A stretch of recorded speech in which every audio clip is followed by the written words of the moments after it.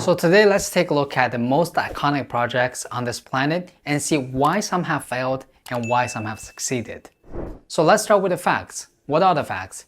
40% of the real estate projects were completed on budget, 8.5% were on budget and on time, and less than 0.5% was on budget, on time, and it can actually deliver the returns proposed to the investors. The probability of cost overrun is over 62% by looking at over 16,000 projects in more than 136 countries. So now let's take a look into the most iconic projects on this planet and see how they performed.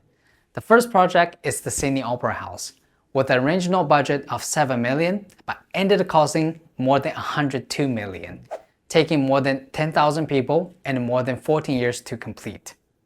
Boston's Central Tunnel Infrastructure Project started in 1991, but did not even finish till 2007, costing 3 times of its original budget, taking more than 16 years to finish.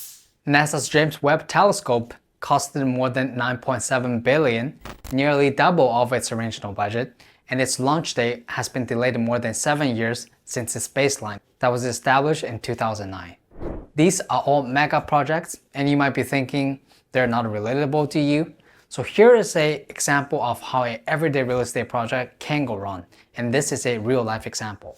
So you have Joe and Sally looking to renovate a kitchen with a budget of $30,000.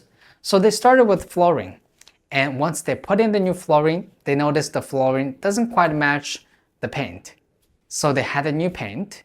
So now flooring and paint is looking pretty good, so why not get some new appliances, make the kitchen look even better. So new appliances were ordered and the kitchen now looks brand new. Now since the kitchen looks brand new, why not also renovate the living area that's right next to the kitchen? So they started doing that. One led to another, the original budget of $30,000 turned into a $200,000 full-on renovation. That sounds familiar? That happens to a lot of people. So up till this point, we discussed projects that didn't go very well. But are there any successful projects? And how are these successful projects done? Can we learn something from these? The good news is there are many successful projects. One of the most well-known is the Empire State Building.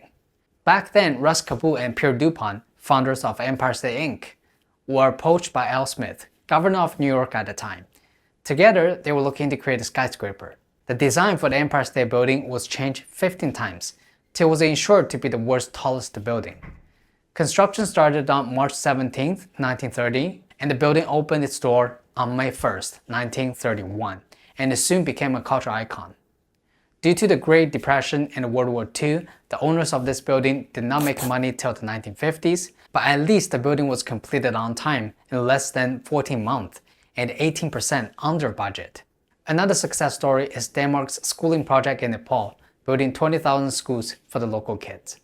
The designers faced this development because Nepal's economy is small and fragile, and if the construction of 20,000 schools started all at once, it would overheat Nepal's economy. And a careful consideration was also given to Nepal's geographical characteristics and its harsh weather conditions. So all the designs are earthquake-proof. This proved to be a wise decision because in April 2015, the biggest earth hit Nepal and killed almost 9,000 people. The designers also understood the core issue of Nepal's education system very clearly, that is, children need more schools. They need schools urgently. Children don't need fancy designs. They don't need a whole lot of amenities to be built around these schools. It's just that they need schools. With that in mind, designers chose modular construction because this type of construction is relatively affordable and it's quick to build with prefabbed modulars, and the maintenance cost is going to be low once the buildings are up, which is something the local people will want. The project started in 1992 and it finished in 2004, 80 years earlier than its proposed completion date. So is there a pattern we can follow by examining these projects? Here are my top 3 takeaways. Number 1, slow planning and quick action. So if we look at Sydney Opera House again, there's no doubt this is one of the most beautiful architectural masterpieces from our perspective, looking at it today. But back in 1950s and 1960s, it was a nightmare for its local taxpayers because of the humongous budget, its cost overrun, and its never-ending construction. What's the reason behind that? A lack of preparation. Joseph 𝘂𝗲𝗏𝗿𝗏, Premier of New South Wales at the time, was about to head into retirement. He has done some great work and had a great reputation as a politician. And he doesn't only want to be remembered in the history textbooks. He wanted to create a building so when people see the building, they will think of him. So he was very eager to put a shovel on the ground to start the Sydney Opera House. No careful planning was given to this project. So when they hired a Danish architect to start designing the building, they had to change the design multiple times, and eventually they had to fire this Danish architect and hand this half-completed project to a local architect. Takeaway number 2, start from the end. When we look at Empire State Building, it was very clear from day one that the developers wanted to create the tallest building. Their design, their material, their site selection, everything they do is geared toward creating the tallest building. Similarly, for Denmark's schooling project in Nepal, it was also very clear from day one that designers want to create buildings that are going to be quick to construct, tough enough to handle harsh weather conditions, and are going to be cheap on maintenance once they are constructed.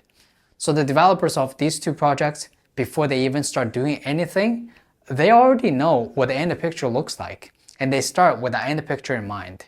So that's what I mean by start from the end. My takeaway number 3, use a recipe that already works. Creating something brand new is always going to be riskier than replicating what's already working. The Sydney Opera House, the Boston Infrastructure Project, James Webb Telescope, these are extremely unique projects, and because of their uniqueness, these projects can carry extreme high risks. But if you can find a project that already has precedence, something that's very similar to what you want to do, and somebody has done it, you can literally copy and paste what worked and what doesn't work. I do understand there's a great sense of achievement if you can create something that's extremely unique, but if you're not in a position to take that much risk, I think reconsidering your option will also be wise. So I hope you find value in this video. So what do you think? Why these projects have failed and why these projects have succeeded? Please let us know in the comments. We would love to hear your opinion. Thank you for watching today's video, and I'll see you in the next one.